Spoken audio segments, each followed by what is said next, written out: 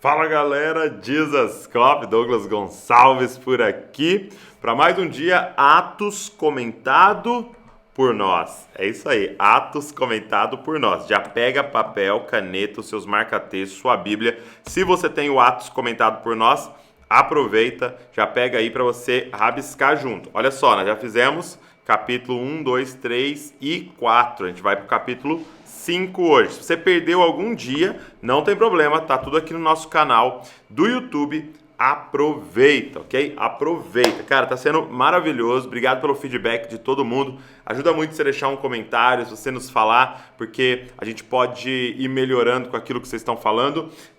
Também tira uma foto, um print, uma foto das suas anotações, manda pra gente lá nos stories, marca a gente, que ajuda muito da gente ver tudo que vocês estão fazendo. Deixa eu falar uma coisa antes da gente mergulhar e começar aqui. Seguinte, tá sendo de segunda, quarta e sexta.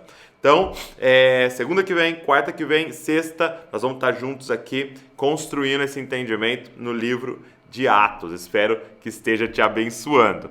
Antes da gente começar, eu quero te mostrar um livro, cara, que eu tive a oportunidade de ler agora nessas últimas férias que eu tirei. Until Unit. É o novo livro do Francis Chan. Cara, eu consegui pedir lá na Amazon e veio, tá até todo rabiscado aqui, todo marcado, me abençoou muito. E cara, que livro importante para esse tempo que estamos vivendo, porque é sobre unidade. O livro do Francis Chan, esse último, é sobre unidade do corpo de Cristo. E a gente está num momento de muita divisão. E aí eu tava lendo, cara, e o negócio me moendo, me impactando profundamente. Aí eu pensei, cara, como eu queria compartilhar. De repente, chega a boa notícia. Olha o que a Mundo Cristão fez. Tá lançando em português. Até que sejamos um. Esse novo livro do Francis Chan. Até que sejamos um.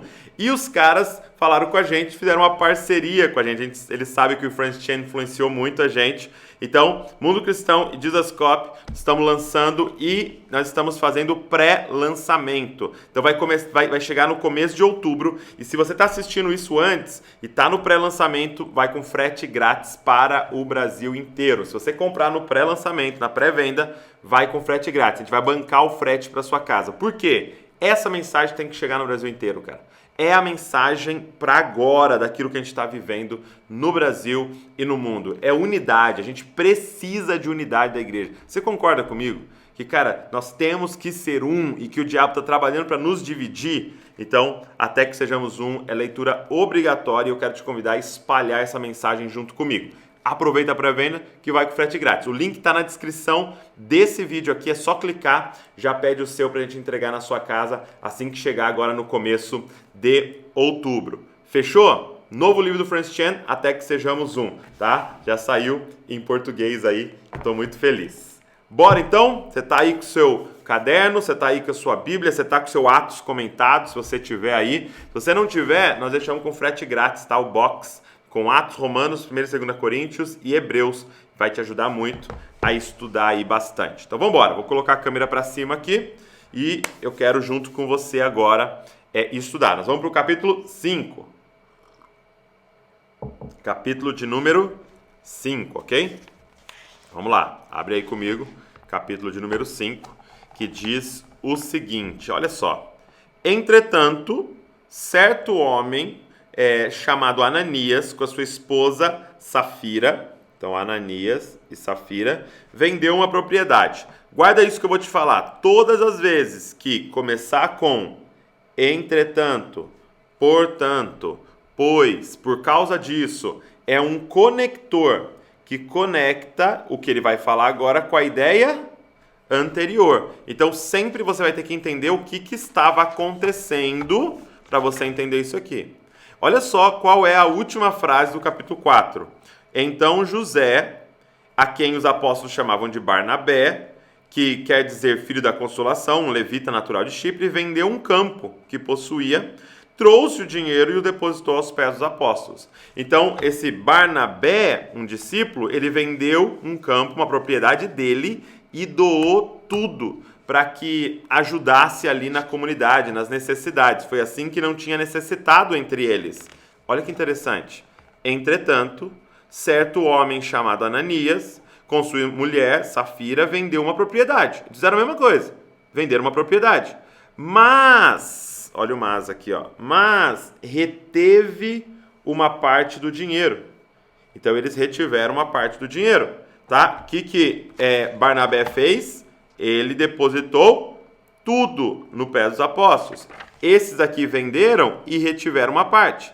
E Safira, isso aqui é um ponto importante, Safira, a esposa, estava ciente disso. Levando o restante, depositou aos pés dos apóstolos. Então você repara que a cena é igual. Vendeu, depositou aos pés dos apóstolos, vendeu e depositou aos pés dos apóstolos. Então Pedro disse: Ananias, por que você permitiu que Satanás enchesse o seu coração para que você mentisse ao Espírito Santo, retendo parte do valor do campo? Olha que forte. Por que você permitiu que Satanás enchesse o seu coração para que você mentisse ao Espírito Santo e você retivesse parte do valor do campo? Gente, algo que eu quero enfatizar com você aqui é essa frase aqui. E eu quero te falar isso. A Bíblia, gente, é um livro de meditação. Então, cada parte, cada frase, ela pode falar com você. Cara, cada vírgula, cada expressão, a ordem das coisas, tudo isso pode falar com você. Por isso que você tem que gastar tempo e comer realmente da palavra. Olha só que interessante. Eu quero meditar com você um pouco sobre reteve uma parte. Entenda uma coisa. Todas as vezes que Deus está fazendo algo, olha só, o Espírito Santo agindo em Barnabé, ele vende a propriedade com generosidade, ele dá, vem Satanás. E, guarda isso aqui, ó, Satanás falsifica o que Deus está fazendo.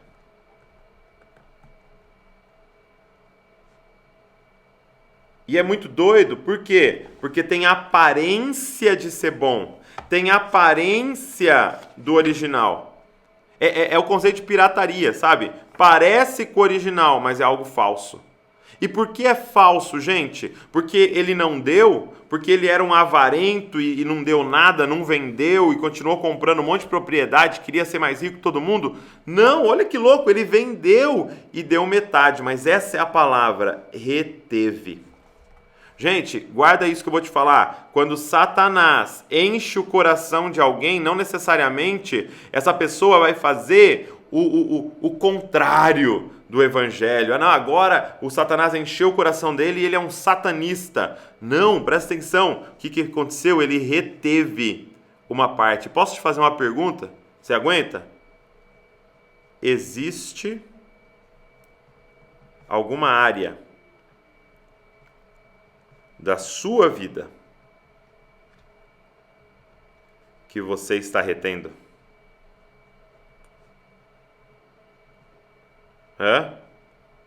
Existe alguma área da sua vida que você está retendo? Porque aqui nós estamos falando de dinheiro, mas tem muitas áreas da nossa vida. E pior, guarda isso. E fingindo que entregou tudo. Porque aqui o problema não foi o reter. Porque Pedro vai falar depois, não é tudo seu, cara. Se você quisesse não dar, você não precisava nem dar. O problema é fingir que é tudo. É aparência de tudo, mas no interior é só uma parte. Não está fazendo de todo o coração. Você está vivendo de todo o seu coração. Você está entregando tudo. Todo o coração. Cara, tem alguma área da sua vida, eu quero que você pare e pense nisso agora, que você está retendo. Olha só o que Pedro vai dizer. Não é verdade que conservando a propriedade seria sua? E depois de vendido, o dinheiro não estaria em seu poder? Por que você decidiu fazer uma coisa dessas? Você não mentiu para os homens, mas para Deus. Ouvindo essas palavras, Ananias caiu morto. Guarda isso. Ananias caiu morto. Eu vou colocar uma frase aqui que eu espero que mexa profundamente com você.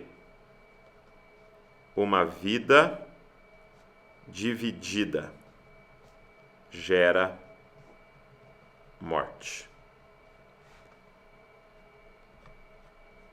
Uma vida dividida gera morte. Ananias caiu morto por causa da sua vida dividida. Você está retendo alguma coisa? Cara, aqui, esse é um texto também usado para falar de uma grande revelação do Novo Testamento, que é o Espírito Santo. Olha esse detalhe.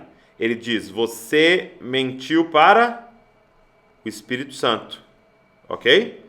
E olha aqui, você não mentiu a homens, mas para Deus. O que Pedro está dizendo? O que a primeira igreja acreditava? O Espírito Santo é Deus.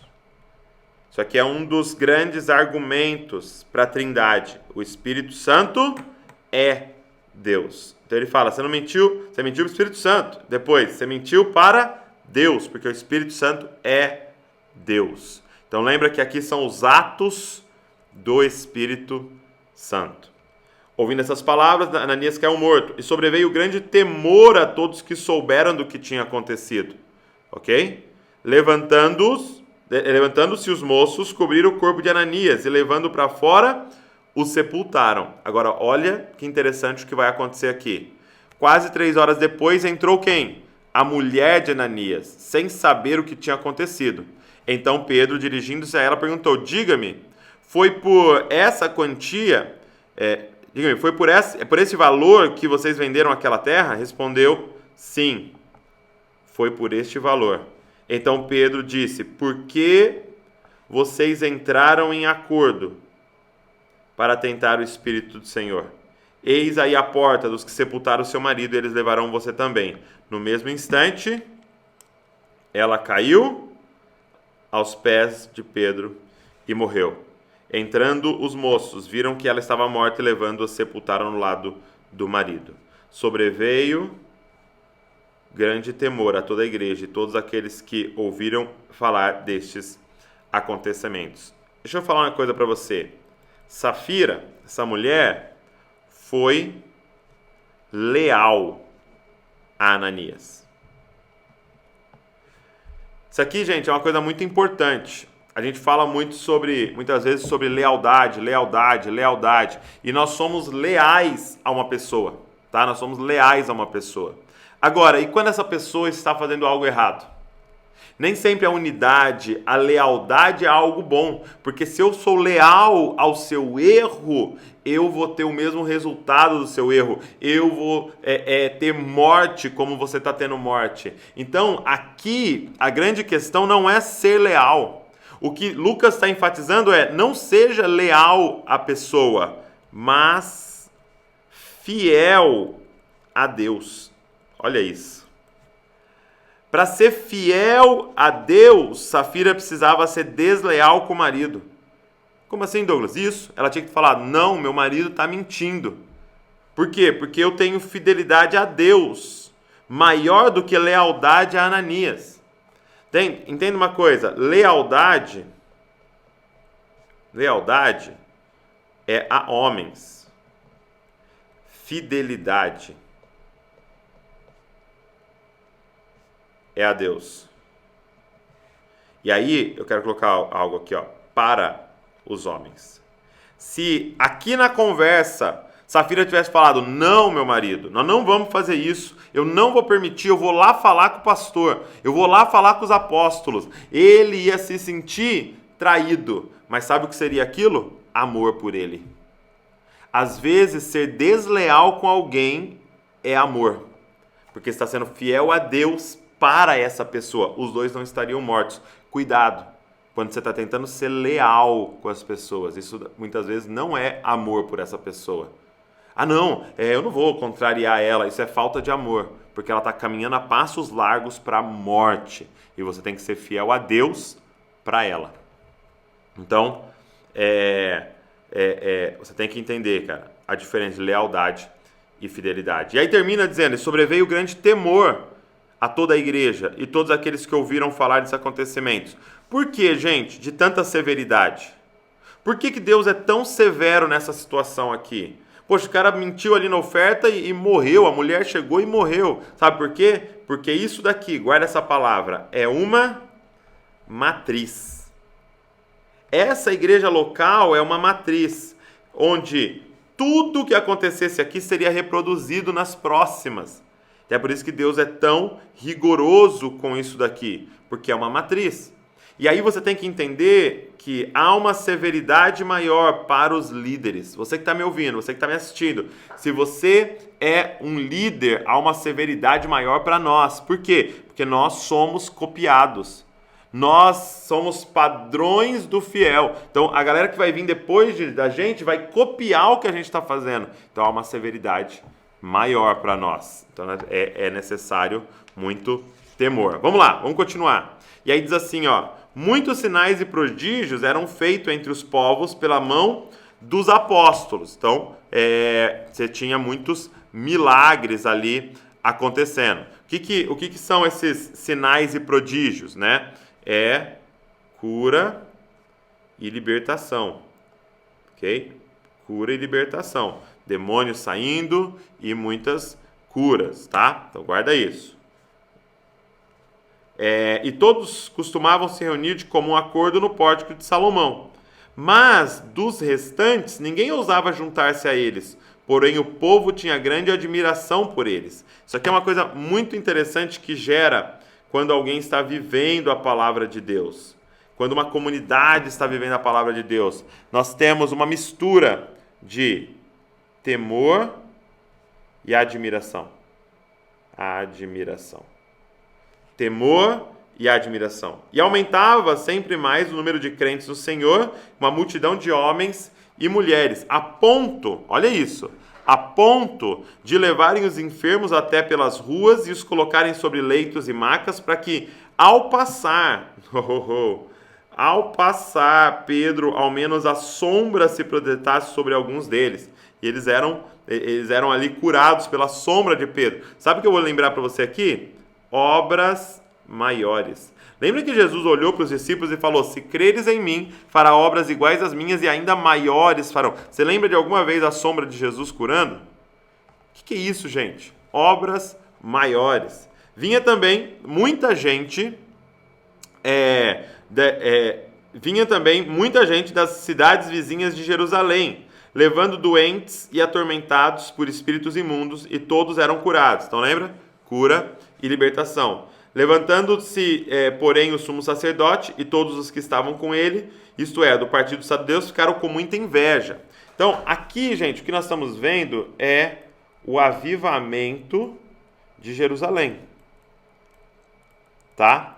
Estamos vendo um derramar do Espírito nessa cidade, aonde você tem muitos enfermos, muita gente sendo liberta, você tem sinais e prodígios, você tem os apóstolos fazendo milagres ali. O que a gente está vendo? Um avivamento, um derramar do Espírito aqui nessa cidade. Quando o avivamento acontece, olha o que vem na sequência. Os líderes, sumo sacerdote, eles ficaram com muita inveja. Prenderam os apóstolos e os recolheram à prisão pública. Mas de noite, um anjo do Senhor abriu as portas da prisão e, levando-os para fora, lhes disse: vão ao templo, digam ao povo todas as palavras desta vida. Um anjo do Senhor abriu as portas. Deixa eu só afirmar algo para você aqui, que é muito importante para esse tempo que nós estamos vivendo. Nós estamos falando muito sobre esse perigo da gente perder a liberdade como igreja, de pregar o evangelho. Guarda isso. Nada e ninguém pode prender a palavra de Deus. Nada e ninguém pode prender a palavra de Deus. Nada e ninguém pode prender a palavra de Deus. Nunca. quando eles colocaram ele na prisão. À noite um anjo apareceu, abriu as cadeias e eles estavam libertos. E olha o anjo, vão para o templo, digam ao povo todas as palavras dessa vida. Nada e ninguém. Tendo ouvido isso, logo ao amanhecer entraram no templo e ensinavam. Quando chegaram o sumo sacerdote, os que estavam com ele convocaram o sinédrio e todo o conselho dos anciãos do povo de Israel e mandaram buscar os apóstolos na prisão. Imagina, eles chegam lá agora na prisão.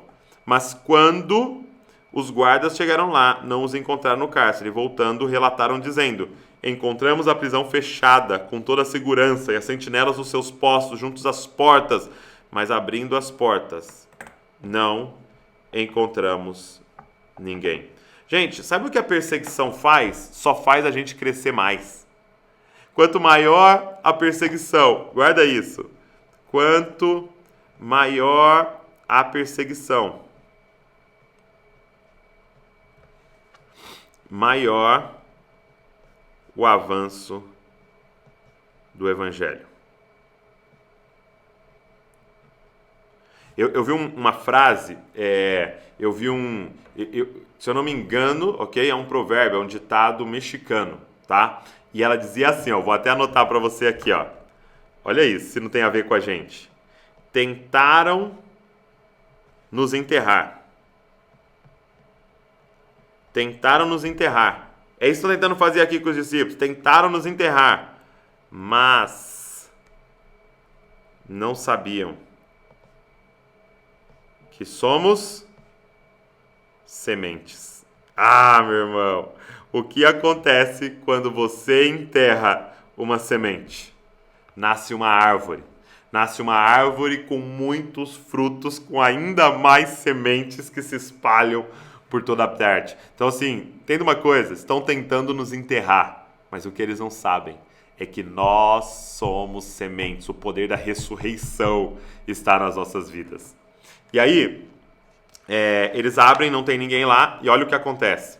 Quando o capitão do templo, os principais sacerdotes ouviram essa informação, ficaram perplexos a respeito deles e do que viria a ser isso.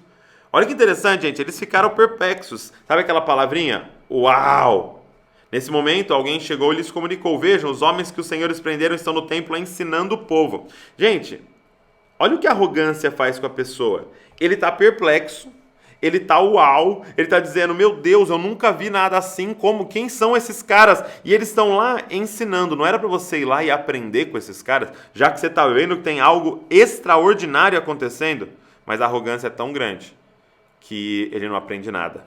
Então o capitão e os guardas foram e os trouxeram sem violência, porque temiam ser apedrejados pelo povo, né? Então eles estavam espertos aqui que o povo, porque a galera tinha a simpatia, né? A igreja tinha a simpatia do povo.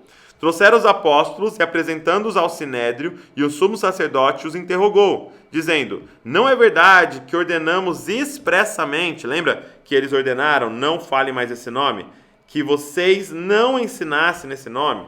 No entanto, vocês encheram Jerusalém com... Eu adoro isso aqui. No entanto, vocês encheram Jerusalém com a doutrina de vocês e ainda querem lançar sobre nós o sangue desse homem. Gente, encheram Jerusalém. Cara, qual é o nosso papel? É espalhar. Deixa essa ordem para você aqui, ó. Espalhe o evangelho na cidade que Deus te plantou. Sabe? Deixa eu te fazer uma pergunta muito importante. Se fosse crime pregar o evangelho na sua cidade, você seria culpado?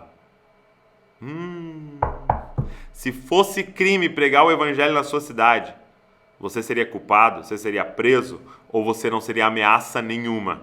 Cara, esses caras, em pouquíssimo tempo, estavam simplesmente espalhando o evangelho numa cidade. Então Pedro e os demais apóstolos afirmaram: é mais importante obedecer a Deus do que aos homens. Gente, isso aqui pode virar o versículo da sua vida, por favor? Vamos escrever junto? É simplesmente copiar o versículo agora, tá? É mais importante obedecer a Deus do que aos homens. Será que isso aqui poderia se tornar o versículo da nossa vida, gente? É mais importante. O que é mais importante? Obedecer a Deus do que aos homens. Sabe, eu estava lendo um livro, até um livro que a gente vai ler com a mentoria no mês que vem, com a galera da mentoria, os líderes, e a cultura da honra. E aí o autor estava falando sobre um menino que eles estavam discipulando, o menino teve relação com a namorada, né? E aí eles começaram a conversar com o menino e tal, e, poxa, por que vocês... como é que foi isso? Como é que vocês caíram nisso e tal? Ele, poxa, estava lá com ela, e aí ela falou assim, entra aí, vamos assistir um filme. Eu falei, não, cara, não vou entrar, porque eu sei que se eu entrar, eu não, né, eu vou ser tentado, tal, você está sozinha aí na sua casa. E aí, não, ela falou, não, entra, por favor, tal. Ele, não vou, olha, eu vou ficar chateado, cara. Se você não tiver esse tempo comigo, eu vou ficar chateado. E aí ele falou que pro líder, poxa, eu fiquei constrangido e falei, não, beleza, não quero deixar você chateado. E entrei e tal, e aí quando a gente viu ali sozinho e tal, a gente acabou cedendo à tentação. E aí esse líder falou assim para ele, cara, você já entendeu que o seu pecado, seu grande problema não é ter caído, ter tido relação com sua namorada fora da aliança. Seu problema é que você deseja mais agradar pessoas do que a Deus. Você escolheu não desagradá-la para desagradá-lo. Cara, isso é muito forte. Cara, que isso aqui se torne o versículo das nossas vidas. É mais importante obedecer a Deus do que aos homens. Você tem uma frase que resume o discípulo de Jesus, é mais importante obedecer a Deus do que aos homens. E aí ele diz assim, Deus de nossos pais ressuscitou Jesus, a quem vocês mataram, pendurando-o no madeiro. Deus, porém, com a sua mão direita, e olha o que ele diz sobre Cristo aqui, o exaltou a príncipe e salvador, a fim de conceder a Israel o arrependimento e a remissão dos pecados. E nós somos testemunhas destes fatos. Nós e o Espírito Santo que Deus deu aos que lhe obedecem. Eles, porém, ouvindo isso, se enfureceram e queriam matá-los. Gente, deixa eu te falar uma coisa. O que eles estão falando é que Jesus é a salvação, tá? Então, olha, salva a fim de conceder a Israel arrependimento e remissão dos pecados. Tá? Arrependimento e remissão dos pecados. Agora, como que Jesus salva? Guarda isso, gente. Ele salva sendo príncipe e salvador. Isso aqui é muito importante, porque aqui é remissão de pecados. Ele é o salvador. Ele morreu na cruz por você para perdoar você dos seus pecados. Mas, não só isso, ele também governa. Quando fala de arrependimento, ele está falando de sair do governo. Remissão de pecados é de ser perdoado. Sabe um problema que nós estamos vivendo? A galera quer ele como salvador, mas não quer ele como Senhor, príncipe, rei. Problema é que como que ele salva? Governando. O que é remissão dos pecados? É tirar você do trono e deixar ele sentar no trono. Ele é o príncipe e salvador. E eu e você, nós temos que ser testemunhas deste fato. Não é simplesmente chegar e falar assim, olha, ele é príncipe salvador, ele quer te salvar. É você falar, ele é o meu príncipe e o meu salvador. Ele é o meu rei. Deixa eu te falar, eu não estou falando de uma teoria, eu estou falando de algo que eu vivo. Ele governa a minha vida e eu sou completamente transformado e mudado, porque eu saí do trono e deixei ele sentar no trono. Você e eu, gente, fomos chamados para ser testemunhas, não advogados. Não, deixa eu te mostrar no grego como isso está provado que é verdade. Não, gente, eu era cego, agora eu vejo. Eu estava morto, agora eu estou vivo. Eu governava e estava destruindo minha vida. Agora o príncipe salvador sentou no trono da minha existência e eu tenho vida plena. Você foi chamado para testemunhar sobre esses fatos. E é isso que os discípulos estão fazendo. E aí, olha que interessante o que acontece na sequência.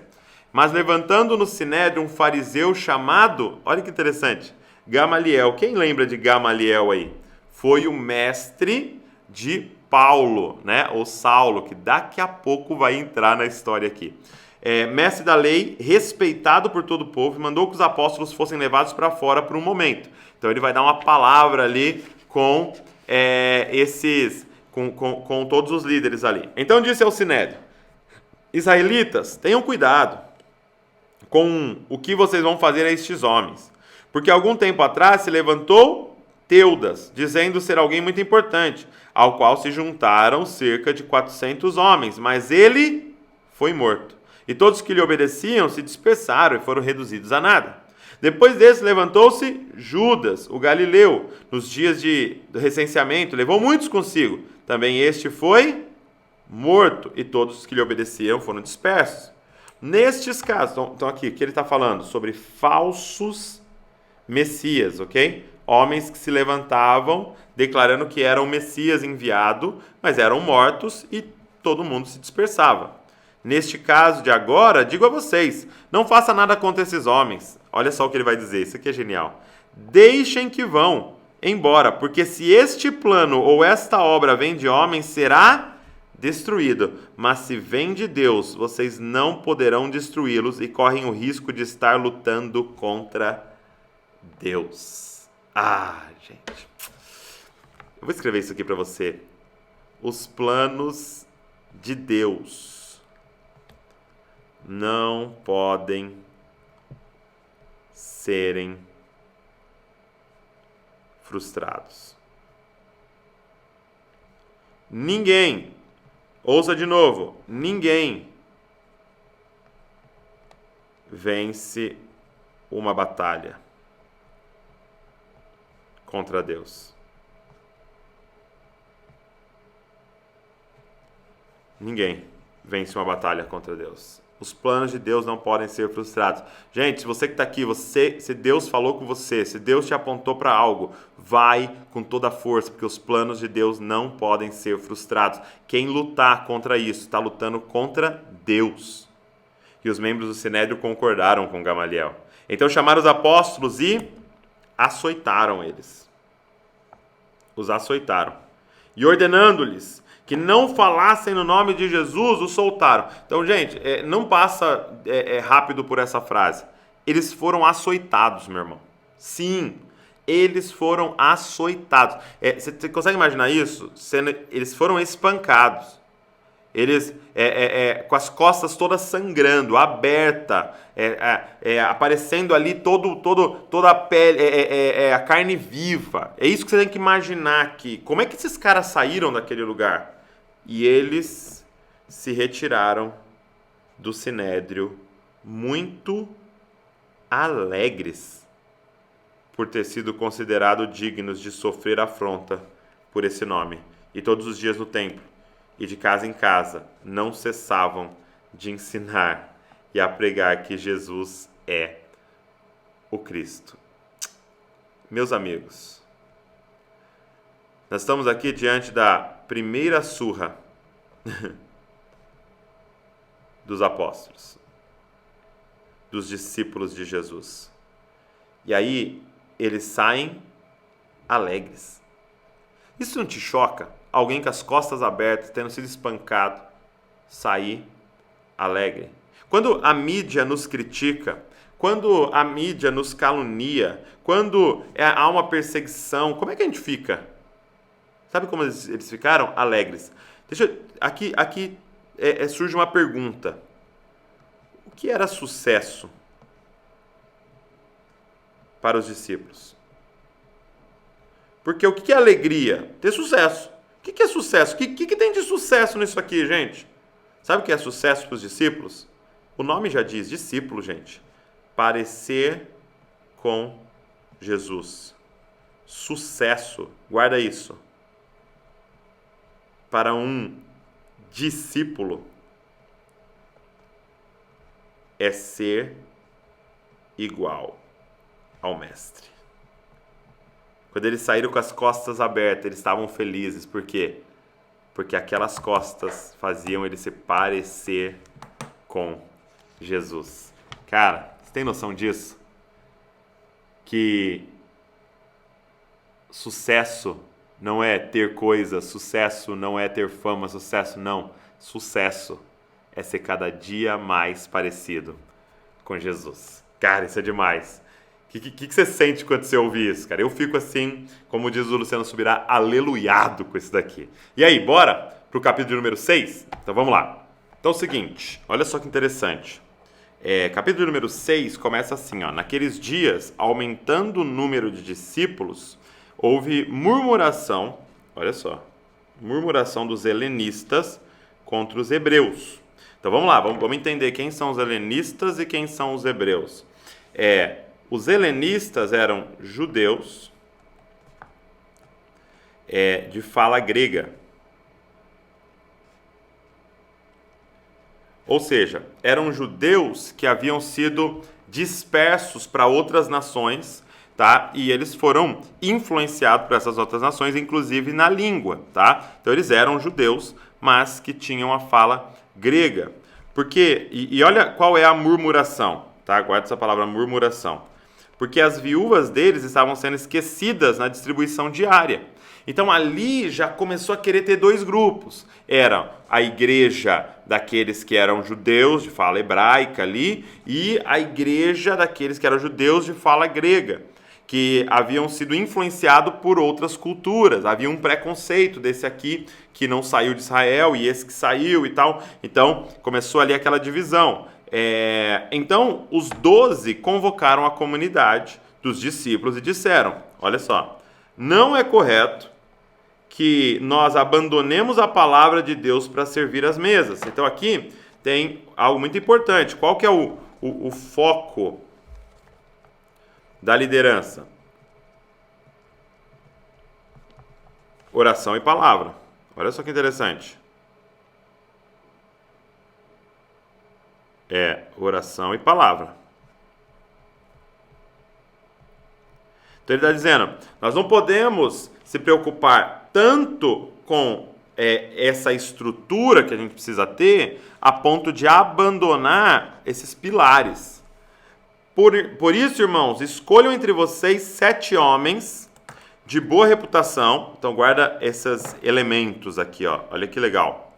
7 homens de boa reputação, cheios do Espírito Santo, tá? Cheios do Espírito e de sabedoria, para os encarregarmos desse serviço.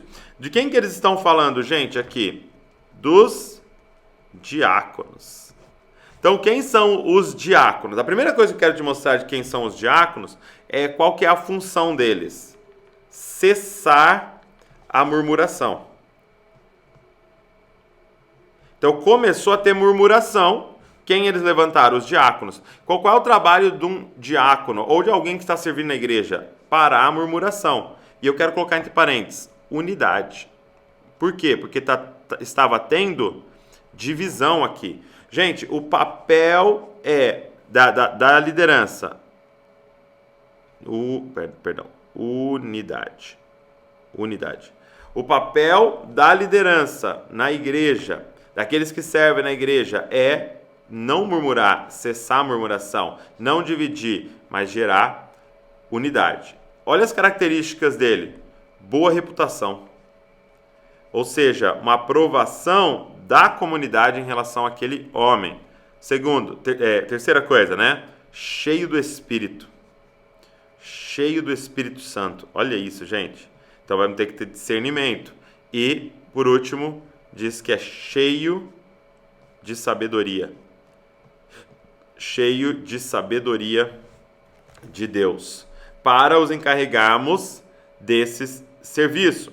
Gente, o diácono, eu gosto de dar uma definição para essa função, essa liderança. Ele é um guardião da cultura do reino.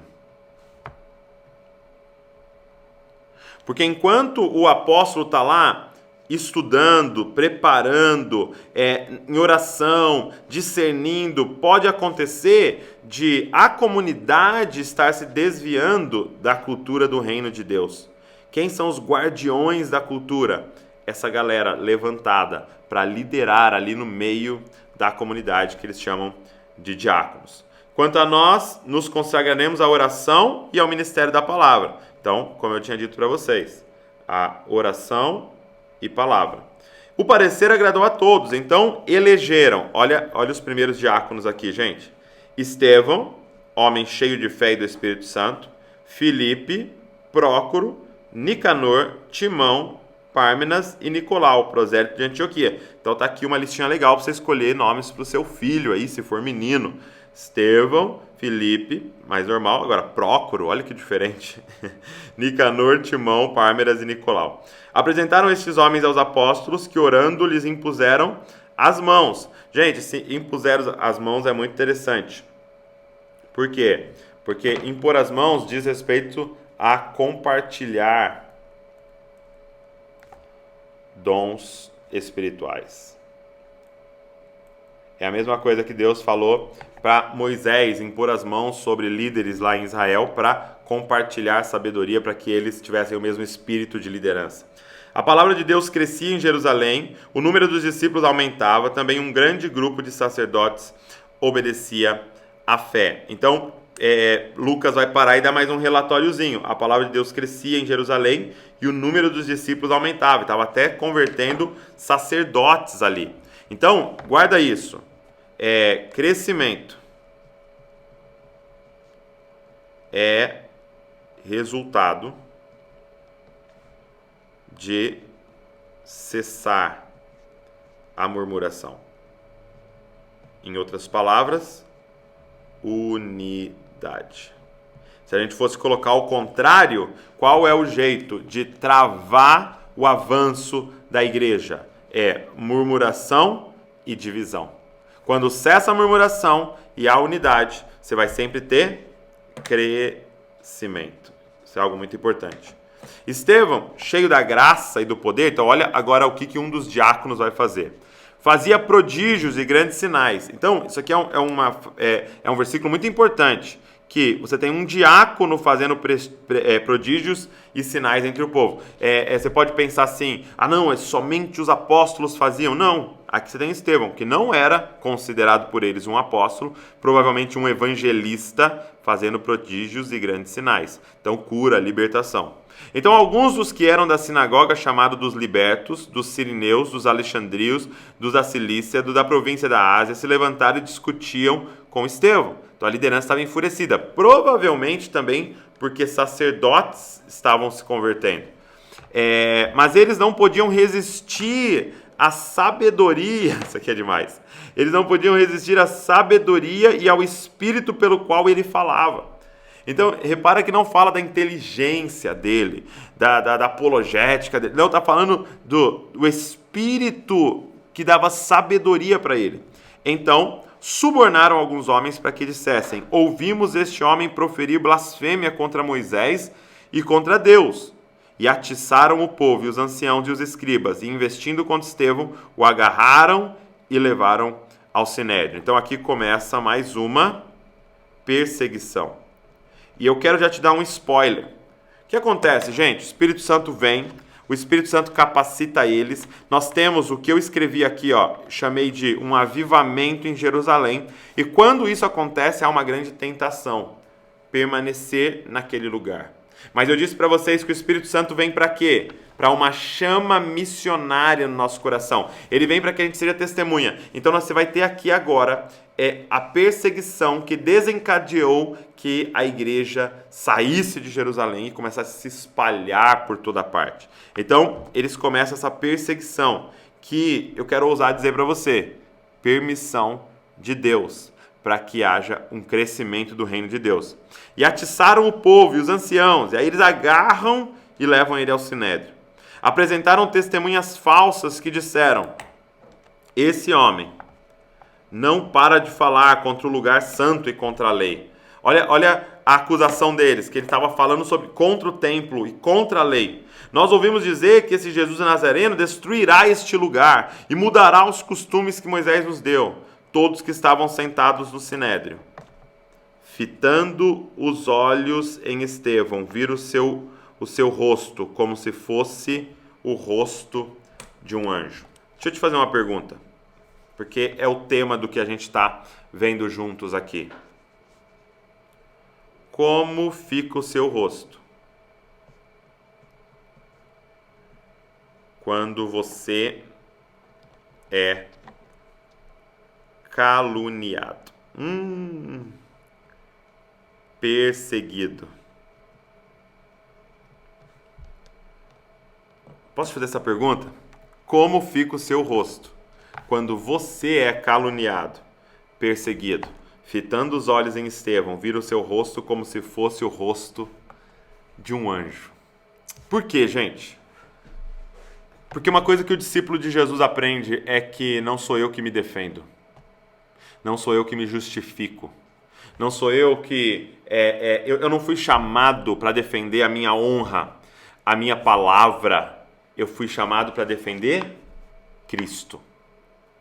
Cara, é muito louco porque depois a gente vai, e na segunda-feira, na próxima, né? Nós vamos ver o capítulo 7.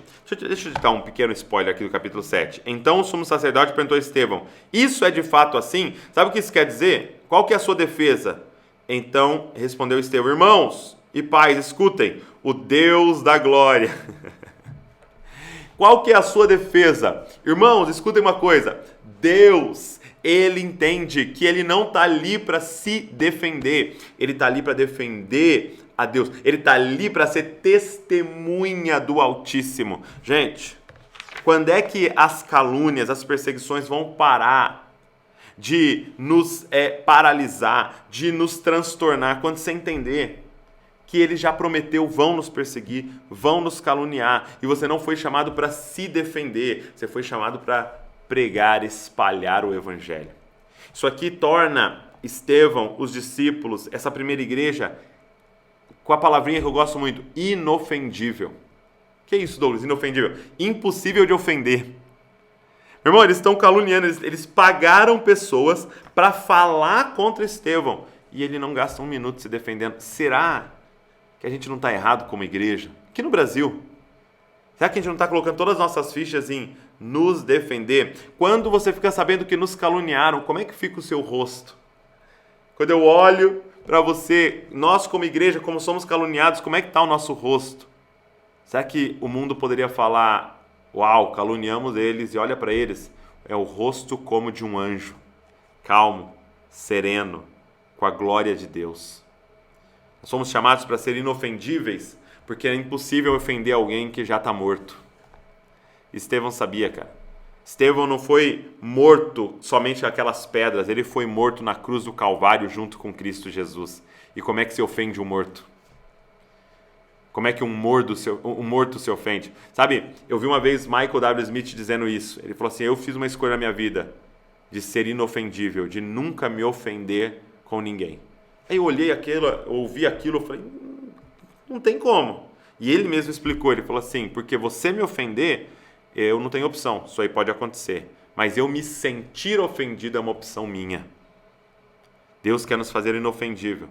Por quê? Porque a gente sabe que a nossa luta não é contra a carne ou sangue, mas a nossa luta é contra principados e potestades. Vou repetir só mais uma vez. Você não foi chamado para se defender, você foi chamado para ser uma testemunha do Altíssimo. Então não há calúnia, não há perseguição, nada pode nos parar, nada pode prender, nada pode parar. A palavra de Deus.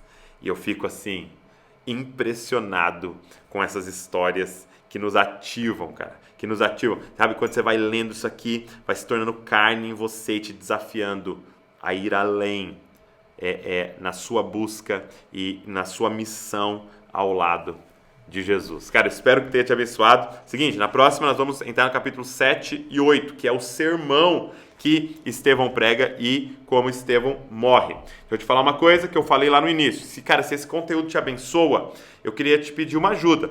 E como é que você pode nos ajudar, toda a equipe do Dizascope? A loja do Dizascope, os cursos que nós temos lá na mesa. E eu queria te indicar esse material. Lembra que eu falei para você? Saiu em inglês, Until Unity, novo livro do Francis Chan.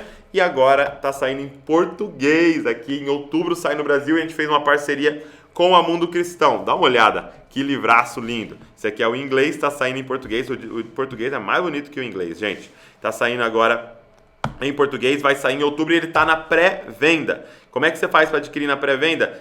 Vou deixar o link aqui na descrição e todo mundo que adquirir na pré-venda vai com frete grátis para sua casa. É isso mesmo, nós vamos bancar o frete. Então aproveita, o link está na descrição, pede que eu mando aí na sua casa. Esse aqui é um boneco, tá? Ele ainda vai chegar no começo de outubro para a gente poder enviar para vocês. Deus abençoe você, pega esse link, deixa comentário aqui que Deus falou com você, tira uma foto das suas anotações, marca a gente nos stories, pega o link, manda nos grupos, manda para todo mundo, chama uma galera para a gente estudar Atos juntos. Dá tempo ainda de pegar capítulo 1 e 2, está lá no canal, 3 e 4, e esse aqui foi o 5 e o 6. Deus abençoe você e não se esqueça, você é uma cópia de Jesus.